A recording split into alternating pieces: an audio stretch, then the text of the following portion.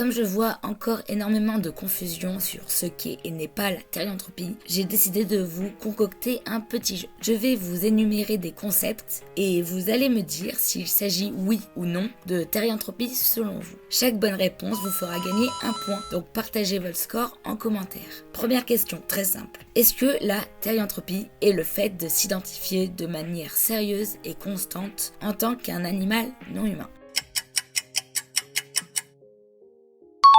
Oui, totalement. La base de la thérianthropie, c'est une identification, un ressenti durable qui sera là tout le long de notre existence. Notre identité est là, avec ou sans la communauté terrienne. Ce n'est pas un choix ni un jeu. La thérianthropie est quelque chose qui s'impose à nous, aussi étrange que cela puisse paraître. Bien entendu, les terriennes sont et resteront toujours lucides de leur humanité et de la société humaine dans laquelle ils vivent. Question suivante. Est-ce que la thérianthropie est une connexion avec un animal ou le sentiment d'être proche d'un animal en particulier? Même si beaucoup seraient tentés de dire oui, ce n'est pas le cas. Les terriennes ne font pas qu'apprécier fortement un animal. Ils se ressentent comme étant l'un des leurs. On peut être proche d'un animal dans le cadre des animaux totems par exemple. Un terme existe également pour désigner ces individus qu'on peut appeler donc des animal hurted. C'est différent de la thérianthropie, mais ça reste tout autant intéressant, sérieux et légitime. Est-ce que le quadrobique définit la thérianthropie? Absolument pas. Le quadrobique est un loisir, un sport consistant à se déplacer à quatre pattes et à faire du saut d'obstacle. Malheureusement, à cause des réseaux sociaux, beaucoup de personnes confondent quadrobique et thérianthropie. Certains terrianes, il est vrai, appréhendent mieux leur animalité grâce au quadrobique, mais il est nullement obligé de pratiquer ce sport pour être un vrai terriane, entre guillemets. Personnellement, j'en ai jamais fait, car j'utilise d'autres méthodes pour me reconnecter avec ma créature intérieure. Est-ce qu'il est nécessaire de porter un masque lorsque l'on est terriane? Et non, comme pour le quadrobique, porter un masque rentre uniquement dans l'ordre du loisir. Il peut être très agréable de faire quelques travaux manuels et donner vie à ses créations, c'est vrai. Et moi-même, je trouve certains masques magnifiques et qui représentent à la perfection l'animalité d'un individu. Le masque aussi peut être également pratique pour rester anonyme sur les réseaux sociaux. Mais il est important de distinguer les personnes qui portent ce genre de masque et les terriennes. Est-ce que les terriennes peuvent porter une fausse queue? Alors là, c'est un piège, car la réponse est oui et non. Donc vous gagnez forcément un point sur ce coup-là. Chez les terriennes, les fausses queues, les oreilles d'animaux, les patounes et autres accessoires animaux sont considérés comme des gears. Ces artifices permettent aux terriennes de se rapprocher de leur animal en lui ressemblant. Bien entendu, les gears doivent être portés dans la sphère du privé et non forcément en public. Et puis n'importe qui peut porter une fausse queue dans le cadre d'un cosplay par exemple. Tout comme le quadrobique et les masques, les gears ne sont pas une nécessité pour être un véritable terrien. Est-ce que les terriennes peuvent ressentir des membres fantômes? Absolument. Le membre fantôme désigne la sensation de ressentir un membre de son corps que l'on ne possède pas ou que l'on ne possède plus. Bien que ces sensations peuvent sembler extrêmement étranges vues d'extérieur, de nombreux terriennes les vivent au quotidien. Il peut s'agir du sentiment d'avoir une queue, des oreilles qui bougent ou même des crocs. Bien sûr, ces membres fantômes n'interagissent pas avec la réalité et certains terriennes n'en ressentent pas du tout. Est-ce que les terriennes sont légitimes pour se comporter comme des animaux en public? Non, non, non.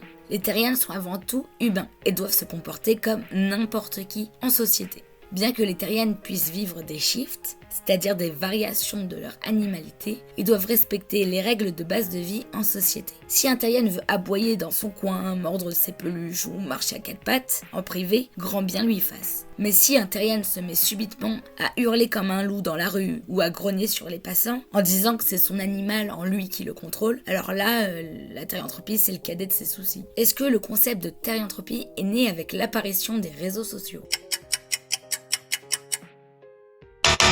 Pas du tout. Les termes autour de l'alterhumanité, c'est-à-dire les mots terrian, otherkin, ont été créés dans les années 80. À l'époque, c'est-à-dire avant la démocratisation d'Internet, les terriennes du monde échangeaient essentiellement par lettres. Seulement, c'est après l'explosion des réseaux sociaux que la thérianthropie a commencé à se faire connaître. Est-ce que la thérianthropie est un concept uniquement spirituel ?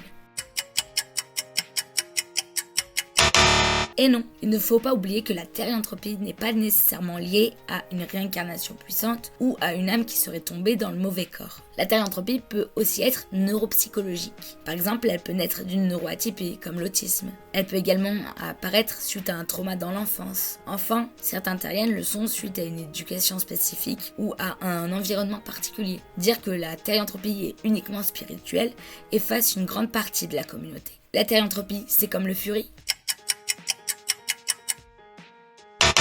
Le Fury est un loisir pratiqué par des personnes passionnées par les animaux anthropomorphes, c'est-à-dire des animaux avec des particularités que l'on prête aux humains, comme marcher, parler ou même porter des vêtements. Les Furies peuvent créer leur propre avatar animal et même porter un costume de celui-ci en convention. Le Fury est avant tout un jeu et chacun est libre de le devenir ou non. Est-ce que la thérianthropie est une maladie mentale ? Non, la thérianthropie n'est pas une pathologie en soi. Être terrienne ne joue pas négativement sur le quotidien, le travail ou les relations sociales d'un individu. La thérianthropie n'est pas dangereuse tant que l'individu reste lucide de son humanité et mène une vie lambda. Contrairement à la lycanthropie clinique, un terrien n'est pas délirant. Un terrien ne pense pas pouvoir se transformer en animal et ne va pas se comporter comme celui-ci. Cependant, la thérianthropie peut naître d'une neuroatypie ou même d'un traumatisme. Dans ce cas, ce n'est pas la thérianthropie qui cause la neuroatypie ou le traumatisme, c'est simplement une conséquence. Est-ce que la thérianthropie est une branche de la communauté LGBT+. Absolument pas. La thérianthropie n'est pas une forme de transidentité. Confondue à tort avec le xénogenre, la thérianthropie n'est ni une identité de genre, ni une sexualité. Un terrien ne connaît pas les enjeux et combats que mènent les personnes transgenres. Les terriennes ne cherchent pas à avoir une pride, une reconnaissance de l'État, ou même encore le mot chien sur leur carte d'identité. Enfin, pour terminer, est-ce que les terriennes peuvent vivre de la dysphorie ?